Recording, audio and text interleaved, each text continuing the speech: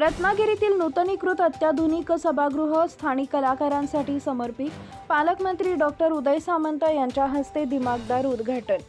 रत्नागिरीतील स्थानिक कलाकारांच्या हक्काच्या व्यासपीठाची प्रतीक्षा आता संपली आहे। रत्नागिरी संस्कृत उपकेंद्रातील नूतनीकृत आणि अत्याधुनिक सभागृह आजपासून स्थानिक रत्नागिरीकर कलाकारांसाठी समर्पित करण्यात येत असल्याचं प्रतिपादन राज्याचे उद्योग व मराठी भाषा मंत्री तथा जिल्ह्याचे पालकमंत्री डॉक्टर उदय सामंत यांनी केले।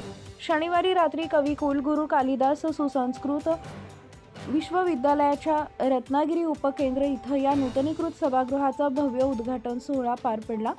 कार्यक्रमाची ठळक वैशिष्ट्य जगद्गुरू नरेंद्राचार्य महाराज एज्युकेशनल इन्स्टिट्यूट आणि वेद पाठशाळेतील विद्यार्थ्यांच्या मंगल मंत्रोच्चारात कोनशिलेचं अनावरण व दीप प्रज्वलन करण्यात आले।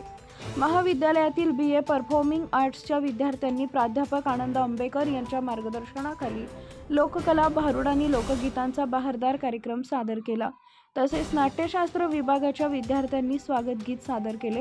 राज्य नाट्य स्पर्धेत अभिनयात प्रथम क्रमांक पटकावणाऱ्या मीनार गजानन पाटील यांचे पालकमंत्र्यांनी विशेष कौतुक केले।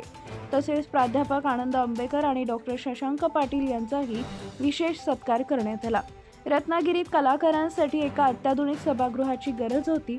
ही गरज ओळखून अत्यंत कमी कालावधीत हे सभागृह सज्ज करण्यात आलं आहे। या माध्यमातून रत्नागिरीच्या समृद्ध संस्कृतीला आणि कला विश्वाला नवे बळ मिळेल। डॉक्टर उदय सामंत पालकमंत्री। या सोहळ्याला नगराध्यक्ष शिल्पा सुर्वे, उपनगराध्यक्ष समीर तिवरेकर, सार्वजनिक बांधकाम विभागाचे कार्यकारी अभियंता अमोल ओटवणेकर, उपकेंद्राचे संचालक डॉक्टर दिनकर मराठे, डॉक्टर राजश्री देशपांडे, प्राचार्य कीर्तिकुमार भोसले, समीर इंदुलकर, अनिल दांडेकर यांच्यासह नगरसेवक, कलाकार आणि विद्यार्थी मोठ्या संख्येने उपस्थित होते।